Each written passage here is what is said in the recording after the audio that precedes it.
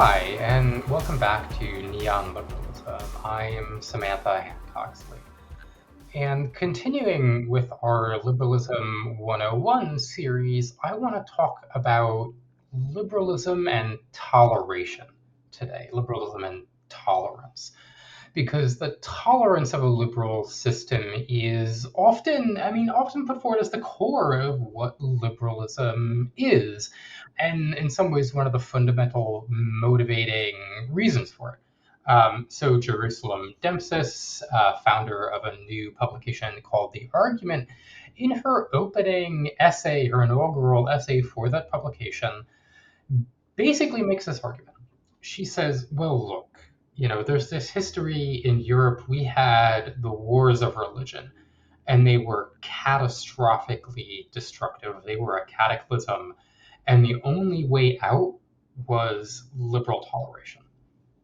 And she concludes, therefore, this kind of tolerance is core to the liberal project, and therefore liberals should start compromising on the culture war. Right? Liberals should start talking a little bit less about trans rights or abortion rights or race or gender, all these kinds of things. And so today, I want to take that argument seriously. I want to talk about this history, and I want to approach it both, take it seriously philosophically, but also take it seriously historically. So I'm very excited to welcome on Lucian Staiano-Daniels. My apologies. That's okay. Nobody can ever pronounce it. I'll get there eventually.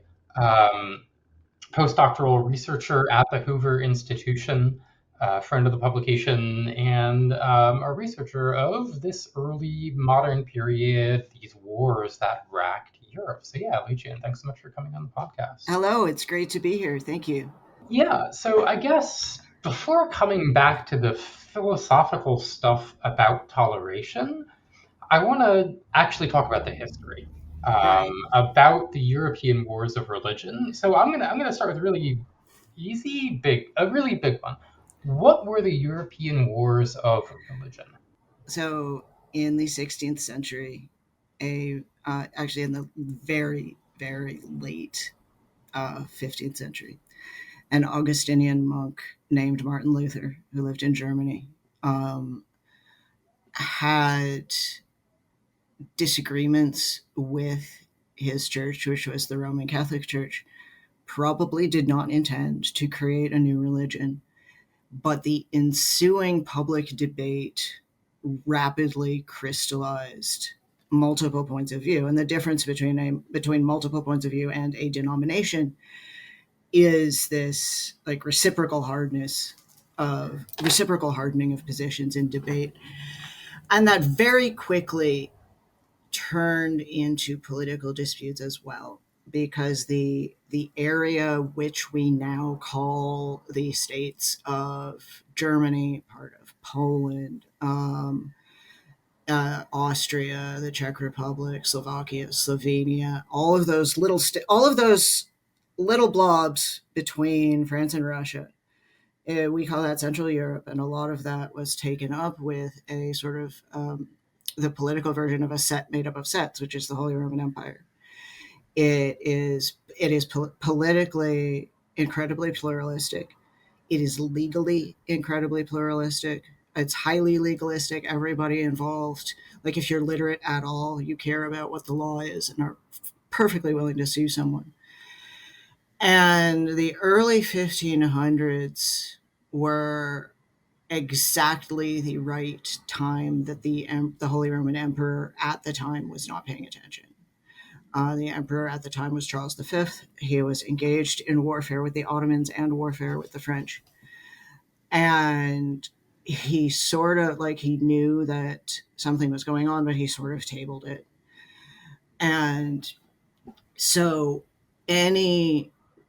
so if this had happened anywhere else, which it kind of did, there have been multiple heretical movements in late medieval Christianity.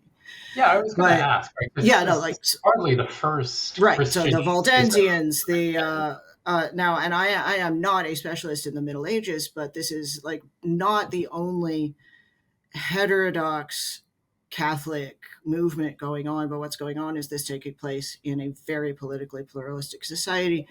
And so if anyone, with an army and a state decides to latch onto this, it rapidly becomes a much bigger issue than it would have. And that's what happened in what we now call Germany.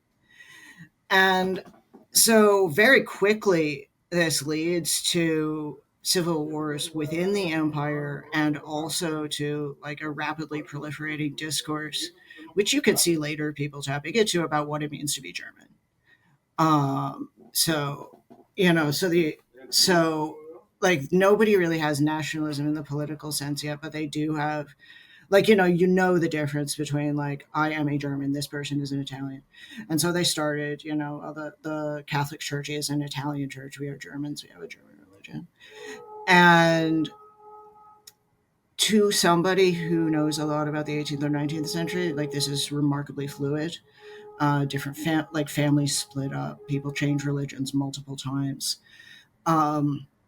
People meet for public debates.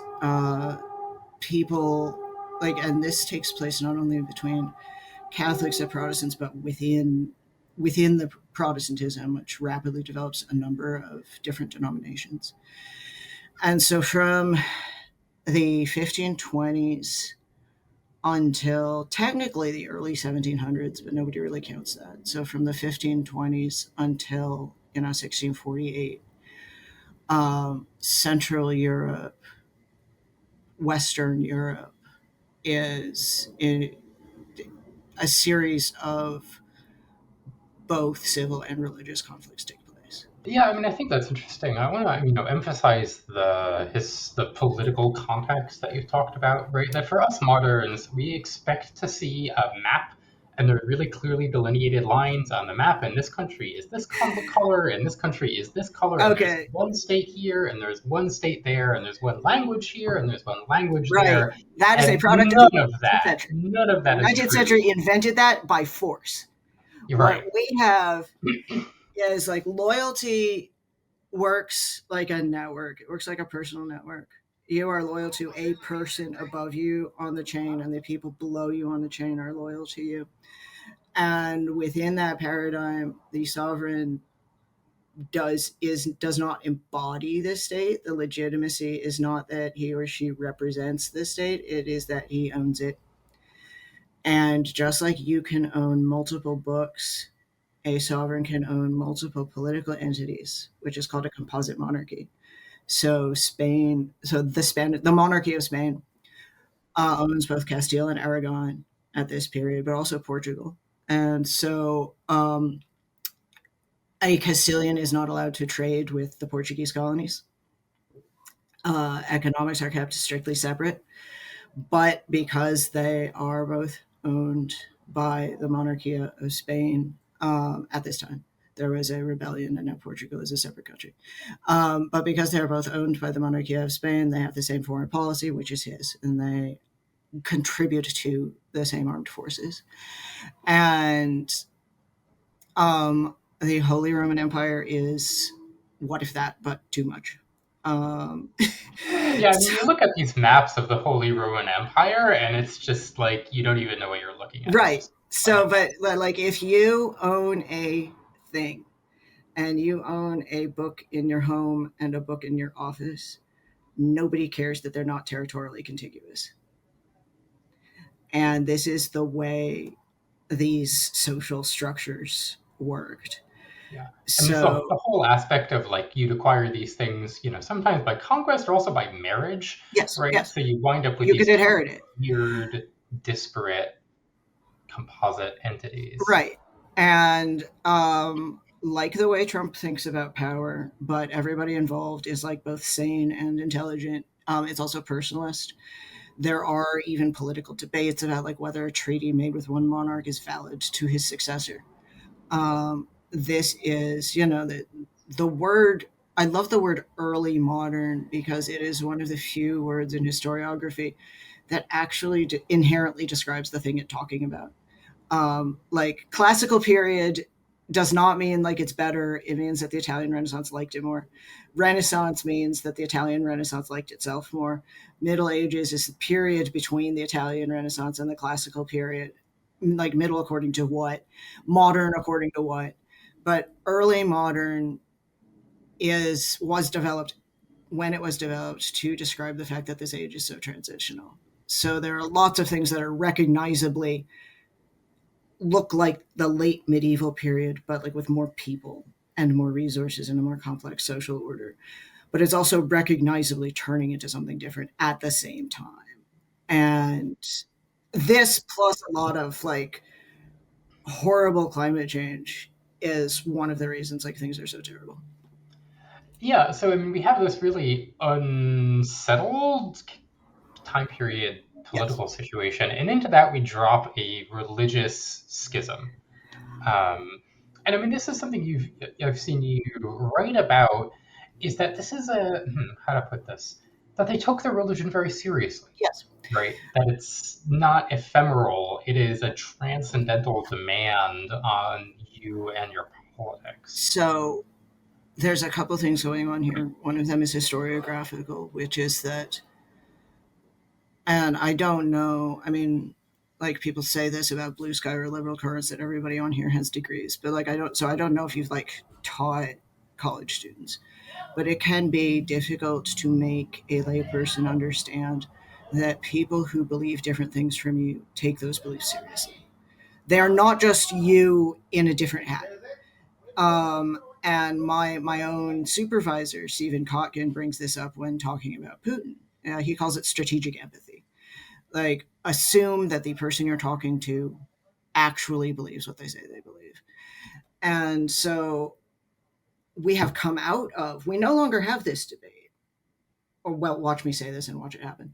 But we rarely have this debate. It's like, was the 30 Years' War a religious war or not? Was the religion just a cover for something economic?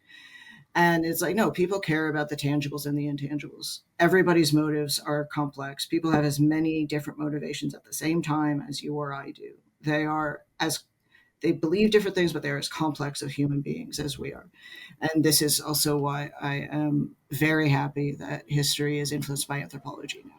Yeah, I mean, I want to like emphasize what you're saying here is that there's this kind of like very cynical modern perspective Right. that people sometimes take where it's like, oh, all that ideology stuff, that's just a smokescreen, that's just a cover. No one believes what they're saying. They are The Game lying of to Thrones cover, syndrome.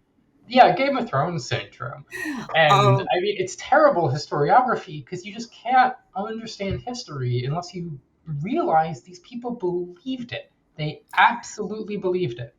and you think that it's easy to think, like I study mercenaries, and it's easy to think that they would be cynical because this is the popular culture idea of the mercenary, which a lot of that is influenced by warfare in the third world after Vietnam. And they are refreshingly matter of fact about many things, but they're not cynical. In fact, they are like hugely sentimental about their own role. They believe they talk about it in terms like the same vocabulary that you would use to describe feudal service. They talk about to describe what they do. Um, they sometimes they refer to themselves as knights. Like they are relatively idealistic about the fact that they serve a lord and must be loyal to that lord, but they are also entirely open that this is all for money. So it's a And this is very all coming from your book, The War my doctor. People. Is Yeah, I that wrote right? my doctoral dissertation on ordinary soldiers during the 30 Years' War. I turned it into a book. I am now beginning research for a book on ordinary soldiers in the Dutch East India Company. Um, Right. So this because this is all coming out of like a real like you've read what these people wrote, right? Their yes, personal letters and their diaries, and like you can kind of have some personal understanding of letters where they're coming rarely from. I don't like diaries. We don't have time to talk about this, but I don't actually like using diaries. Okay. I like using letters. A person writing a diary knows they're being looked at. A person writing a letter is writing a letter for the recipient. A person going to a trial and like talking about why the guy who wronged him is guilty is talking to the judge. They do not know that I am listening in. A guy writing a diary knows that somebody is listening in. They write for an audience. That's why I don't like diaries. Um, but you know, so it is perfectly clear and valid, in my opinion, to say that politically everybody has religious motivations as well as economic, strategic motivations at the same time. And like sometimes this leads to weird places, which is that like before the 30 Years' War, Spain was allied with the polity that I did my doctoral dissertation on, which is Saxony, which is a Lutheran kingdom.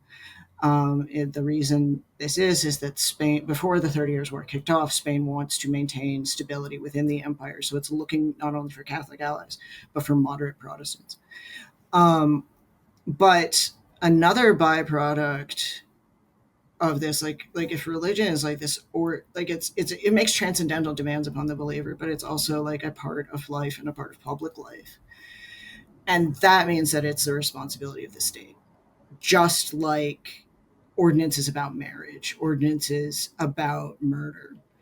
Um, and like this is why I really, really hate Catholic integralists, because they're trying to smuggle this stuff back in under a cover that modern readers may not know that they're using. And and this is like extraordinarily dangerous because religion is something that people are not going to compromise on. Yeah, so I religion is something people are not going to compromise on. There are a lot of other motives that you've talked about, the Yeah, economic no. motives and the If political you if motives. you believe if you believe that the person you're talking to will be literally damned unless you can change his mind, you are not only you're not only motivated by like hatred of him, you're motivated by what you think is his own best interests. Yeah, right. And Um, an economic it is interest, we can reach a astonishing. deal, right? There's a Yes. compromise. I win a little, you win a little. But if it is a matter of like eternal damnation Mhm. or eternal salvation, And eternal right? damnation for the polity. So, like, if I am the emperor in 1618, I interpret Catholic emperor as like I have a responsibility to maintain Catholicism in my dominions. By the end of the war, and we could talk about this, like the war legislated this. By the end of the war, Catholic emperor means the emperor who happens to be Catholic and who can act as a mediator between Catholics and Protestants. And this is actually where I think that Demsas is partially right. Well, we'll come back to Dempsey because I where the philosophical stuff I really think is important. I want to talk Right, about it. right, But I also want to talk about the war, right? The thing that we've been dancing around right. is the Okay. 30 Years' War. What was that? So, very interestingly, for our purposes, historians are now sort of agreed that it began as a constitutional crisis within the Holy Roman Empire. So the Holy Roman Empire has a constitution, like the British Constitution. It's the body of laws that they inherit. Unlike the British Constitution and like the American Constitution, there are some like actual documents, and the emperor has to swear an oath on them when he is crowned. Um, and uh, which founding father was it? Benjamin Franklin knew this, by the way. He traveled to Germany and he talked to Germans about the empire when they were thinking about like what federalism might mean. And so in the turn of the century, in the turn of the 1600s, the emperor is a man named Rudolph II, who is personally a very weird dude and politically almost entirely ineffective. It's quite possible that he's going insane. And his relative, so the emperorship is elected, but the Habsburgs have sort of this very powerful archducal family have sort of a cartel over it. Um, I think the Habsburgs, as a group, like choose candidates for being put forward to the empire. So they agree to sort of depose him, and he is replaced by his brother Matthias II, who is a very old man, and he and his wife don't have children. His wife rapidly dies. He rapidly dies after, probably because she did. And Matthias II, like in his lifetime, they he is selecting his successor. And they select as his successor a man named Ferdinand of Styria, who is young, he's energetic, he's Catholic. Like everybody is Catholic, but he is Catholic in a way that his immediate predecessors are not, which means he is not tolerant of religious difference in his personal dominions. And so the politically powerful people in Bohemia, which is the modern day Czech Republic, see this and they are very worried about this.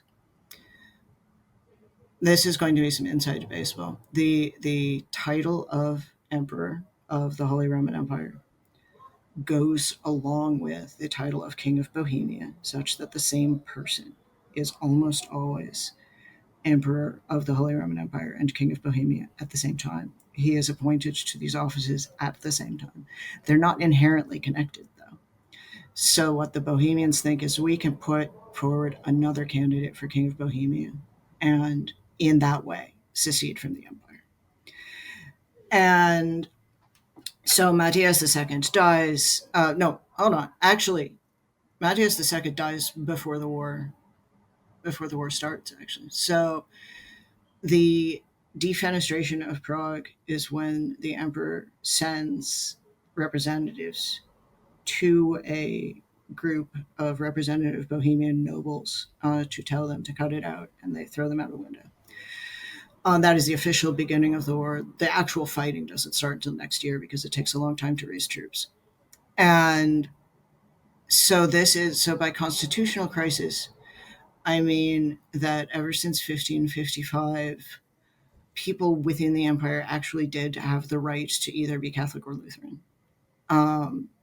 And Ferdinand had the track record already in the dominions, which he personally was the Archduke of.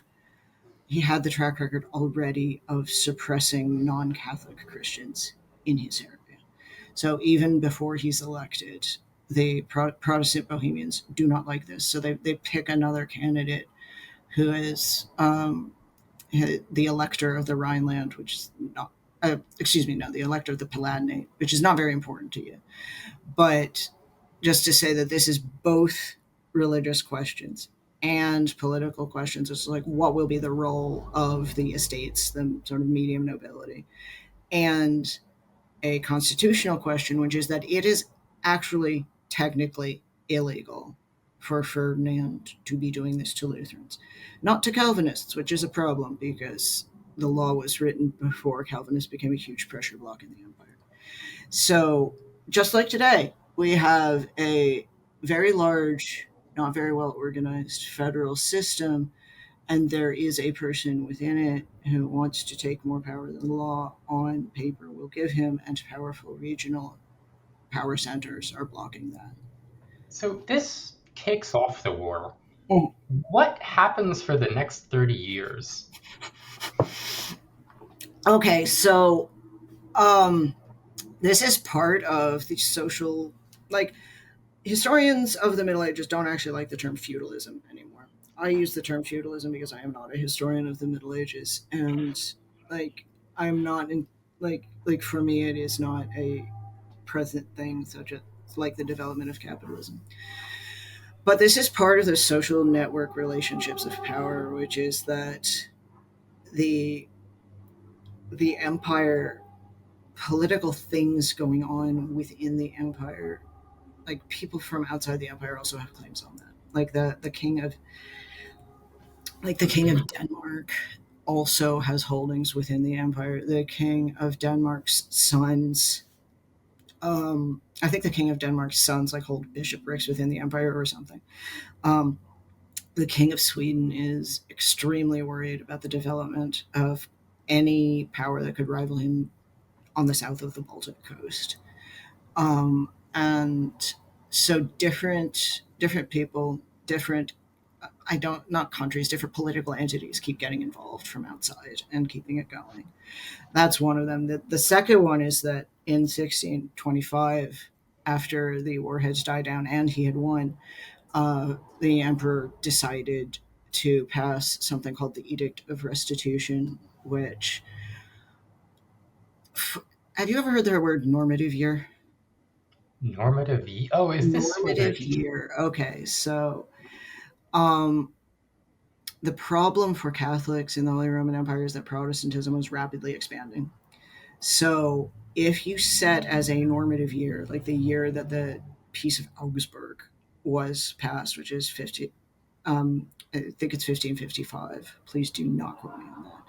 Like if you set that as the normative year and say, okay, the Protestants have this many territories, the Catholics have that many territories, and the Protestants, and the Catholics have like this many bishops and bishoprics and abbeys and property, that is property. Then if the Protestants expand, then if those abbeys become Protestant, if those monks decide to become Protestant, and it keeps expanding, then Catholic resources decrease.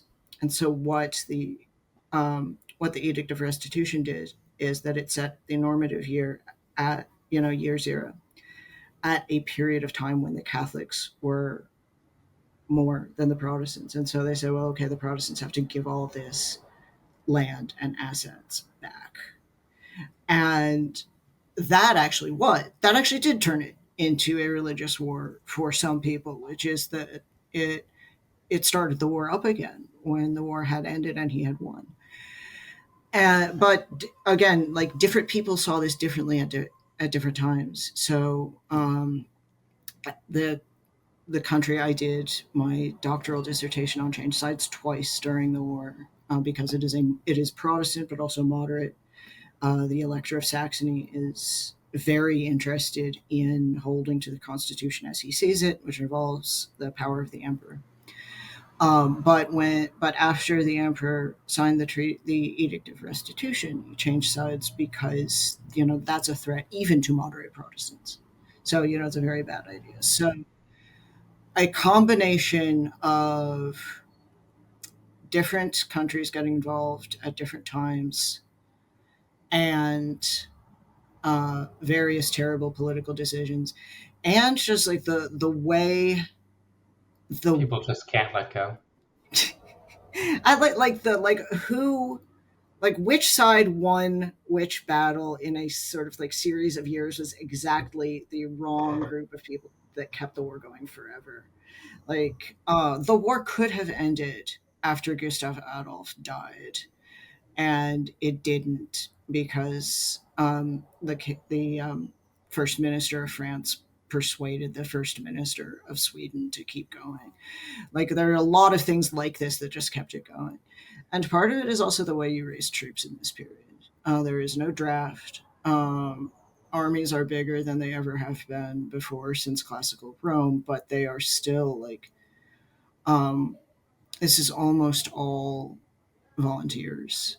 And after a peak in the 30s, armies get very small. So you could theoretically keep it going indefinitely, except everybody is like running out of money.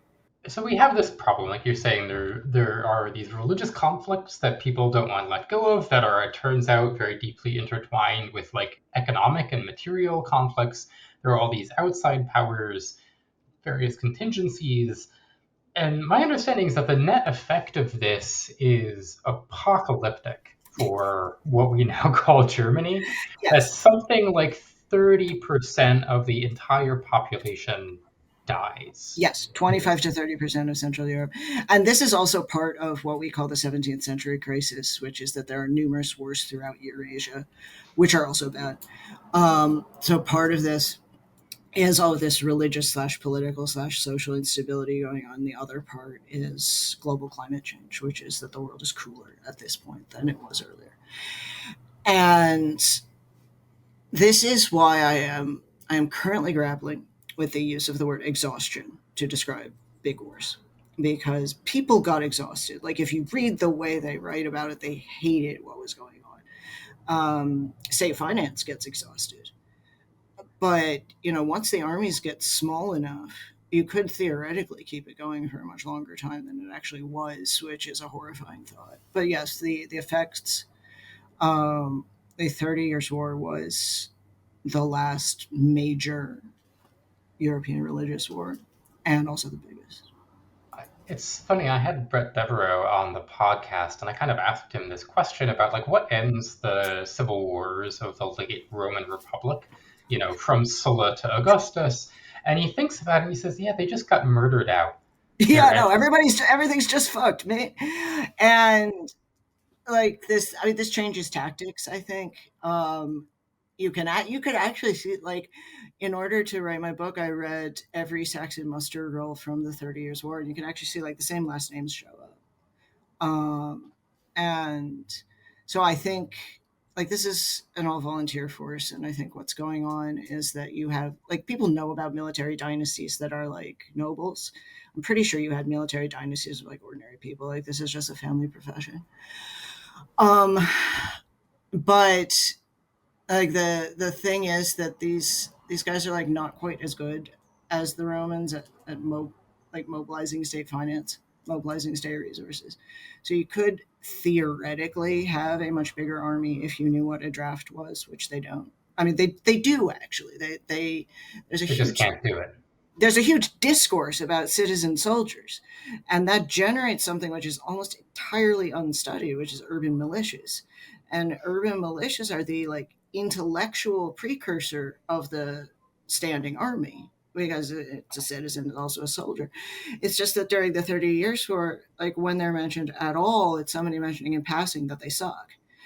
And so the army, like the big armies of the 30 Years' War, are people who they joined for, again, which is like the entire theme here is that motivations are complex. They join because they are mercenaries, but also a lot of them are the subjects of the sovereign they serve and regarded as part of that. And it's very modern, actually. Like your motivations are commercial and they're also effective. There's Like a line from, I'm going to quote The Dark Knight, where the Joker says, if you're good at something, never do it for free. Right. So I think that's part of that. But I don't want to talk too much about the finances. I think the finances are very important. That could take us in a different direction. I want to start moving back towards some of the philosophical stuff right, here. okay, Right. Because we have the 30 Years' War that is, I mean, 30% of the population is hard for us to imagine. Right. This is a level of destruction that even World War II doesn't really approach, depending on where you are. there are German writings during World War II about how they don't want it to get as bad as the 30 Years' War. Like if you're sitting in Berlin in a bunker, actively getting bombed by the Red Army, and you're like, "Hey, it could be worse." Could be worse. I believe there is a surrender document somewhere. I found it. I have never been able to find it again because this is not my field. Because I don't know who made it. I don't know what to look for. But there's a surrender document that begins in order not to suffer the same destruction as we suffered during the 30 Years' War. I am surrendering. And so this is like, it is still regarded by Germans as the worst thing that ever happened to Germans. Yeah. And it's hardly the only religious war that's happening in this period, right? You No, mentioned the 80 Years' War. The 80 Years' War. They had a war for 80 there was a years. huge pause. There was a huge pause in the middle. There was a huge pause, but it's still pretty bad. Right? You have English civil wars that are like connected to religion in some kind of obscure and complicated way. France, Um, France, I guess they had a war. I don't know anything about the French France wars and had religion. like yeah, no, France had a series of civil wars in the 1500s over religion. Like French Protestantism was a huge thing. Yeah. This is like they exterminated the Huguenots. Is that like part of this? And Um, that's the very end of it. okay. Huguenots are French Protestants. Okay. So this is He happening for lots of assassinated different. two like Catholics assassinated two French kings because they weren't Catholic enough. Yeah. Like Right. So I mean, you can, like you're saying, that this remains a touchstone for like the worst cataclysm that could happen to you, worse than like losing World War II. A very bad time, recognized as a very bad time, right, by people at that time. And this kind of takes us to the idea that liberalism emerges as a reaction to this. yes. So there's a couple things that are going on. I believe Dempsey is right when she says liberal toleration is a result of the wars of religion. she is looking at it from the in the present, looking at it in the past point of view. At the time, and I mentioned this in my review of a book called The Saved and the Damned by Thomas Kaufmann. Thomas Kaufmann is the premier German historian of Protestantism. And so, like, at the time, nobody thinks that toleration is a good thing.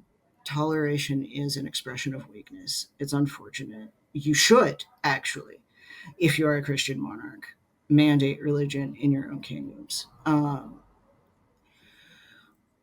That said, in order, it's what the IRA said to Thatcher. Like, in order for the IRA to win, they have to be lucky once. In order for Thatcher to win, she has to be lucky every time. In order for Protestantism to remain in the empire, all they had to do was stay there. In order for Catholicism to retake the empire, it had to win the 30 Years' War, which it did not. So the 30 Years' War, like, decisively legislated it, and the verdict is that Germany was religiously pluralist in terms of Christian religions. Not only in terms of, the big two, Catholicism and Lutheranism, but also what we call the Reformed churches, some of, like, roughly Calvinism. And this did not create anyone who deliberately said, toleration is good. What it created was a state in which toleration had to exist because otherwise everyone would die. And then in the later generations, people began to think in terms of how it's good. Um, and you could kind of see this, like, you could kind of see this in the way the Peace of Westphalia is framed, the way later people in the very end of the 17th century look back and talk about the Peace of Westphalia. And you could see this, like I said, like Ferdinand II. When Ferdinand II is elected emperor, he believes that his role as a Catholic monarch is to extirpate heresy. By the end of his life, which is around the middle of the 30 years, around the late middle of the 30 Years' War, he and then his son Ferdinand III, they believe that what Catholic monarch means is a monarch who happens to be Catholic. Yeah, so the philosophical side, I mean, I'm not a historian by training, but I am a philosopher by training. And it's a little bit, so the philosophical side is something I know a little bit more, and my cat wants to get Hey, tangled in Phil. my Hey, little microphone Phil. wire. There's So a cat in this room as well. I'm not going to tolerate that. That's outside the bounds of civil discussion. Anyways, so what I want to say is that I kind of like to read Thomas Hobbes as the Right. first liberal, which is a little controversial because he believed in absolute No, monarchy, but he absolutely. believed it in a No, weird no, he's a way. liberal. And so, But I mean, he believed in absolute monarchy, but the question is, like, why? yeah, exactly. Right. That you can contrast, like, there's the theorist that so many of these people are writing against, Thomas Filmer, writes this book Patriarcha, where he says, look, guys, the king is the king because he is literally descended from Adam. And Adam was given dominion over all the world, and the King of England has inherited Adam's dominion. It is a very explicitly religious argument for why we should have a government structured in a certain way. And Thomas Hobbes does not do that at all, right? Thomas Hobbes is a purely materialist thinker when it comes to politics. And right, his book that he's very famous for is Leviathan, but he has another book not published in his lifetime called Behemoth, which is his, like, history of the English wars that we kind of touched on earlier, and, like, why he thinks they came about, and, like, why they were a calamity. And, like, Leviathan is kind of the theory of how you don't have that happen, Yes. right? That you need an overarching sovereign who can overawe all the subordinate people in society and, prevent the war of all against all. But there's something else that Hobbes says in Leviathan, in the later books that nobody reads, where he says, well, look, religion is a matter of conscience. Religion is something you do in your house. And a rational sovereign would never legislate about anything that doesn't touch on these material affairs of like the public and violence. And so a rational sovereign will have religious toleration, um, which I mean I think is kind of coming out of this experience that we've been Yes, talking yes. about. And we also have to remember that Hobbes spent most of his life in exile. Um, and this is, for me, this is part of, like, this seems isomorphic to all of the early modern new sciences, which are engaged in what I call the disassembly of nature, which is where you believe that you will be able to understand something if you break it down into its component parts. And if you understand something, you can master it. And where, like, so this is physics, this is ballistics, so Huygens, Galileo, this is the natural sciences, this is Descartes, this is human psychology, Hobbes does it, this is military science. And what I think is going on is that every one of the early modern intellectual developments is engaged on this desperate search for, like, something, some kind of security in a world which is tremendously uncertain, frightening, hard to predict. And a byproduct of that is, as you said, Hobbes's idea of the tolerant sovereign. Another byproduct of that is what historians of philosophy call liberal individualism, which is that, so in the early 17th, I think it's, I'm terrible on dates. I'm very, very bad on dates. But in the early 17th century, there is a school of thought called Neo Stoicism, which is where everyone in the Dutch Republic reads Tacitus and other Stoics and becomes incredibly into it, because the idea of, like, self mastery of your if the only thing you can control is your own emotions. If you lived in 17th century Europe, you had better control your own emotions, or you'll start freaking out. There was a piece in War on the Rocks about how people like to read Tacitus when they're in times of danger. Um, I think what you're saying here is interesting, right? Because like you started with this idea, like a Catholic sovereign is someone who's not just a sovereign that happens to be Catholic, right. but they're responsible for guaranteeing Catholicism everywhere in their realm. And like there's this idea of like your religious demands, like there's no real separation between those religious demands and those political demands, and it's all one And life your public sitting out demands, there. your Yeah. public demands, like how you are legally allowed to dress, like how you are, like, what job you're legally allowed to have, um, what sort of body posture you have when you pass somebody of a higher rank on the street. Like, it's all It's all out connected. there. Yeah, And and so like you're saying, like one of the things is Hobbes is doing is saying, well, what if we could just break this into pieces, yes, and you'll have your private part that's yours, or your inner soul part that's yours, and then the public stuff. What if we just stopped killing each other about it, right? and What if there was one guy, really big guy with a really big sword, and no like, one else had any swords, and we all agreed that that was fine, right? and like the neo stoic part of this is, whatever happens to me, I will meet it with emotional control, because otherwise I will just freak out. The Descartes part of this is, what can I be sure exists? Well, it's me. And also, the Descartes part of this is, consider that philosophy is a daily practice of life, which is why Foucault was really into it. And so people, the modern, like, pop culture critique of the disassembly of nature and the liberal self is like, okay, this atomizes the world, this makes things cold and rational, and the liberal individualism, means, perfect individualism where you depend on nobody. And I don't think any of these guys ever actually said this. I don't think any of these guys ever actually said, like, you do not depend on anybody. We do not have to think about the Commonwealth. Liberal individualism means no welfare.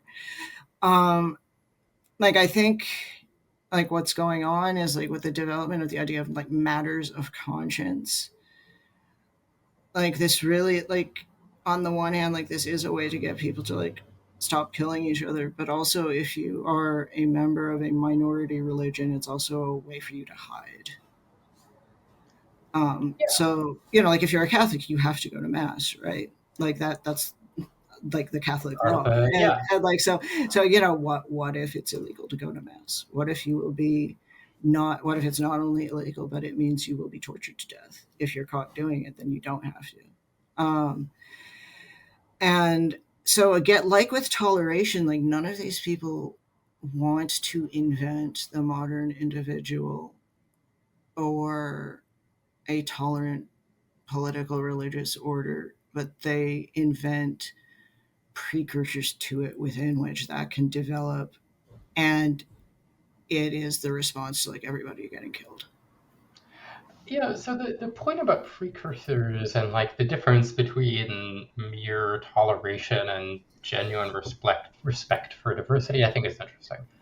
I think one way to bring this out is to talk about favorite punching bag of the podcast lately, John Rawls. Um, and in his late work in political liberalism, Rawls tries to contrast what he calls like a the genuine, I can't remember exactly what he says, the genuine political order from a mere modus vivendi, where modus vivendi is like like a way of living, and a modus vivendi is something like a wary truce between That is two. actually a 17th century term, modus vivendi. Like, they use it a It lot. probably got it from the 17th century. He was quite well read. Um, right, but it's this recognition like, okay, neither of us can win the war. Both of us, like, the best case scenario for me is I win the religious civil Right. war. Best case scenario for you, you win the religious civil war. Neither of us can get there. We tried it for 30 years, didn't work, enormous casualties. What if we just both go for the second best situation? And that's a modus vivendi, right? Is everybody settling for second best? And Rawls wants to argue that liberalism can't be like that. He wants liberalism to be something more, right? A genuine agreement, a genuine overlapping consensus on principles of political toleration, kind of for their own sake. Um, and do you think that that's something that, like you were saying, like develops later, like under conditions of toleration, I people think it come to is. Yeah, respect I it? think it is. And, like, I mean, I have not, I'm going to scandalize a lot of people, but I have actually read very little Rawls. But I think that, like, in practice, if you, like, whether or not you hate a member of another religion, if you manage to, like, not kill them, or at the very least like, respect their civil rights, because otherwise to do so would be illegal, to do otherwise would be illegal. I think that creates, and, like, historically has created scenarios within which toleration for its own sake can develop. Like, I mean, historically that's what happened. Like, you had the Enlightenment. I mean, the Enlightenment is a late 17th century project, and I mean, a lot of that is, you know, how do you deal in daily life with people of a different religion from you? Um, and that, like, the what I would say in response to Rawls is that I do not think it is within my power to legislate what other people should feel. Like, when I say, like, I hope you have respect for heterogeneity for its own sake, you know, I can't make them. And I will also say that, like, a modus vivendi might be second best, but it is a lot better than the 30 Years' War. I think that's true. And I mean, very few things are worse than the 30 Years' War. Um, Maybe there are some out there, but not a lot. Um, I kind of want to register a bit of disagreement, or at least play devil's Okay. advocate Yeah, for no, a that's fine. minute. There's a line I like that if you only know one country, you don't know any countries. And I think, right, that it's you can only really understand the causal factors going on in one country if you're willing to do the comparative analysis and look to other countries and see what their experiences are. And one argument that I kind of like is that this line that we've been using, no one can win a religious civil war, is a very particularly European problem. That Europe, as a geographic entity, has some very unusual features. That it is highly like broken up, right? Europe has many different river systems that are very large and very important river systems, and they all run to completely different places, right? One runs to the Black Sea, and one runs to the Adriatic, and a different one runs to the Atlantic. A different one runs to the North Sea, and a different one runs to the Baltic. So there's all this disunity in terms of their river basins. Europe is cut up by these gigantic mountain ranges. Europe has these enormous peninsulas, whether that's the Iberian Peninsula, Italian Peninsula, the Scandinavian Peninsula, that are like kind of right there, but also kind of geographically isolated. It has an enormous island right offshore of it called England that is Two historic islands. and Two. It's got two.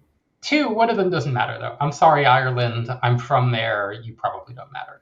But there's one that's really important. That's England. That is like historically, Ireland matters. It matters so much. I love Ireland. Ireland's great.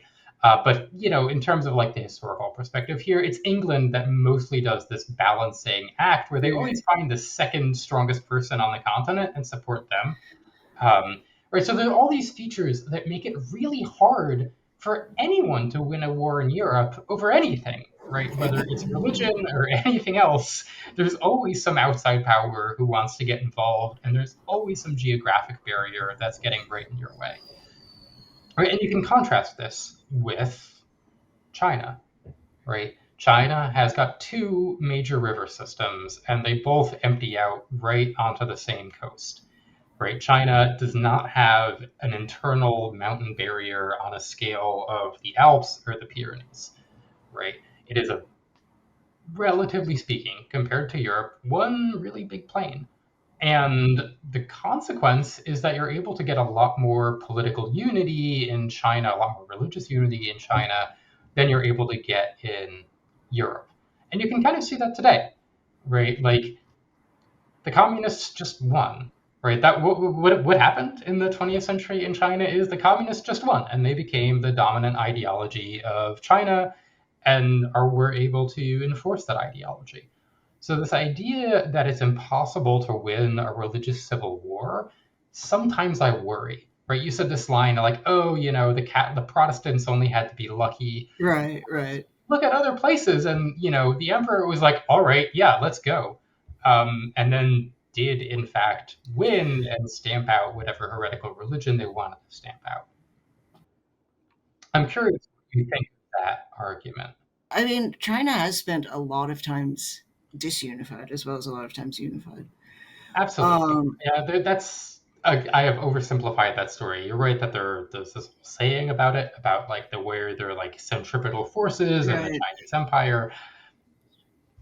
And in the eastern part of Eurasia, like there is always more space. Like there was a lot of religious disunity in Russia, but you could just like hide out somewhere. Um, I mean, the on the other hand, like our political traditions are consciously European. Our Yeah, political traditions are, in fact, like they are consciously British.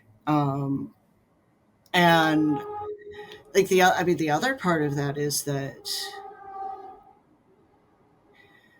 in terms of the period, different people got foreign backing at different times during the 30 Years' War. hmm Um, so people outside the so like you could get help from France, from Sweden. yeah. Um, That's like the European problem is that there's this always some is other power who's doing some balancing at you. and I mean, what you're saying reminds me of the the French crackdown on the Huguenots, not during the Wars of Religion, but actually much later, which is under Louis XIV, Hmm. which is that they forcibly convert or expel French Protestants. And Yes, that was a public relations nightmare for him. Like nobody but they actually did it. nobody actually liked this, and that probably produced the that probably produced the reason that probably produced the Third Amendment. Because one of the things that Louis XIV did to Huguenots is quarter troops in their houses. So, So what I'm there will always be an outside power who will think that whatever you're doing looks bad. But I don't think I'm not sure that's a strong enough. I'm not sure that's a strong enough disagreement. I think that you know, for a group of people whose political traditions are European and for a group of people who exist in an extremely heterogeneous country, I think, I think the debate here is, what's going on at the top. Um, is the top a neutral arbiter, or do they have their fingers on the scale? And I think that is not the idea of toleration as such, but the idea of toleration in what context that Dempsey might get wrong. so maybe to make my point a little more clearly. Right, I'm not trying to argue that we're not that the European experience doesn't matter and that it was not instrumental in shaping our conception of toleration today. I mean, I just obviously, as a historical matter, you're right. Like this is just clearly philosophically where our tradition of governance came from.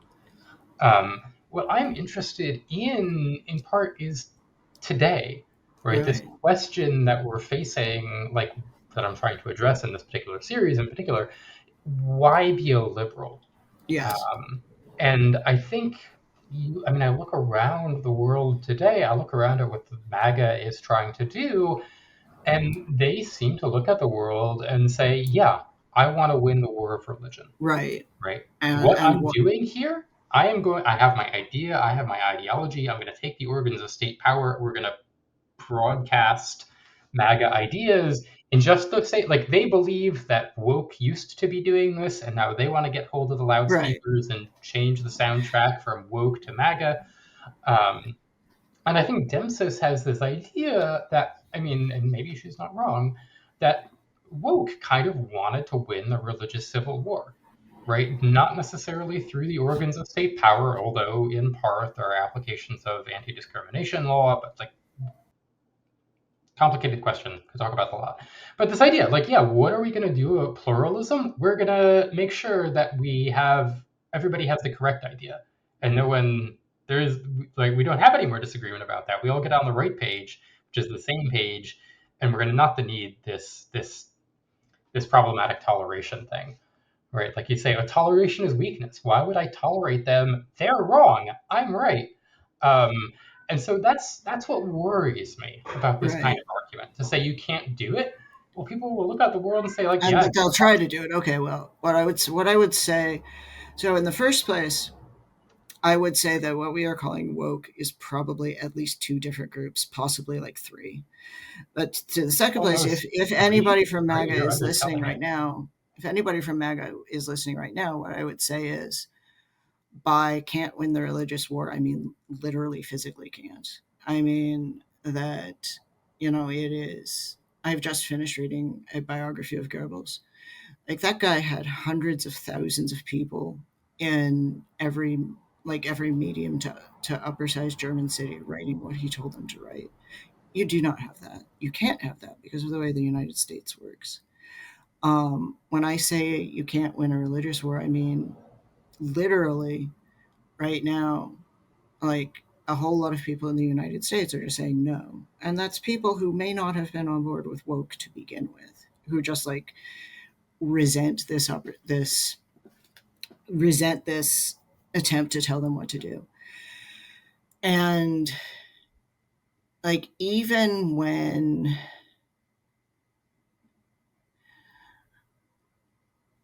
I feel like theoretically, like even if you try, there will always be another religious war unless you decide to stop having religious wars to begin with. Like you're not going to, and um, this is Machiavelli. Like you're not going to stop it. You're just going to make people angry at you. And as far as like what bottom up public consensus does, like I feel like that is actually impossible to legislate. And there, I think that, and that's why I said that, like, what we are calling woke is multiple different groups which want multiple different things and pursued multiple different strategies, is a sort of sense of pluralism in the public sphere, woke or non woke. Well, like, any attempt, I think, to create like state legislation of morality, state legislation of like the effective, like countries with state churches, the churches are not doing very well, actually. No, I mean, this was Alexis de Tocqueville's point. Right, Right. Long ago, he came to America and he's like, well, they don't have any state religion. They say they can't have any state religion. They seem way more religious than right, yeah. anyone I know back home. And so, like, you either become Putin's Russian Orthodox Church, which is terrible for the church because it makes you disgusting, or you become Sweden, which is like technically religious, I suppose. So, you know, is 500 years from now, if MAGA has like a conclusive victory, will there be some sort of MAGA Sweden, which like says they care, but they don't care? And That's the bag of Sweden. Oh, that's a, like, I mean, that's a thought. technically, technically, a lot of places in Europe have a state church.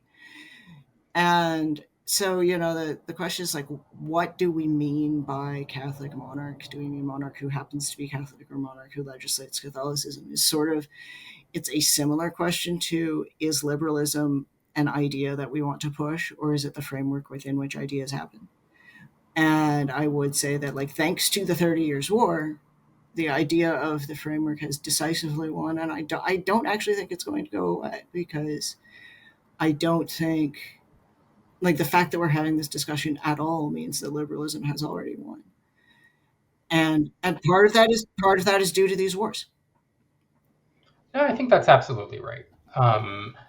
I've like a devil's advocate a little bit here, but fundamentally, I think you're right that like MAGA is not in a position to like win the war for hearts and minds in a way that is decisive across a country as large and as fractious as America, where there are lots of people with lots of ideas and we hate being told what to think. I mean, we all do. You who are listening, you hate being told what to think. You know it. Um, right. So I think there's that aspect of it, but I don't think I did it today. But hopefully, in future episodes in this series, I kind of want to cover this idea of pluralism as itself a positive good, right? Mhm. Not as the compromise we're forced to accept because we just can't win this war and even trying is too hard, but like it's actually good. It's better to live in a diverse and pluralist society. But And I think there's something you to can't that. have the second idea until you vet this idea first. First, Historically speaking, get Europeans absolutely. to stop killing each other. Then get them to respect each other. And you cannot, and I do agree that Demsas does not see that, like, you can't have that as a debate if one person has their finger on the scale. And this would not be related to the position. And if we want to discuss that, then that's not the position of like different Christianities within Europe. That's like the position of like Christianity and Judaism, where they would actually stage public debates between Christians and Jews, but only one side was ever allowed to win. There's one of my favorite experiences was reading Locke's letter on toleration. where most of the letter is about how Catholics and Protestants can totally, we believe in enough of the same God that you can make a contract with them, and that's what matters. And maybe even the Jews and the Mohammedans, they believe in enough God that you can make a contract with them, but not the atheists. You have to kill those atheists right on sight. They cannot be in society with anybody, right? So just a little blast from the past there. Um, but I think you're right that there is this kind of minimal idea of toleration as an escape from the horrors of war, and there's something deeper, right? There's some deeper idea of genuine respect for each other that I think we need to think a little bit harder about today. About what does that mean? What does that mean for the world we live in? But that's probably for another day because we are running I'd out of love to be on another day if you have me. Have a great day. time. Okay, yeah, I'll keep you in the Rolodex. Thank you. So yeah, thanks so much for coming on, Lucian. It was great talking to you. Yeah, it was great to finally meet you. And I look forward to being on here again if you'll have me. Hello, everybody. Yes, hello, listeners. Lucian Staiano-Daniels, postdoctoral researcher at the Hoover Institution, author of The War People. So yeah, thanks for coming out, and I will see you all around.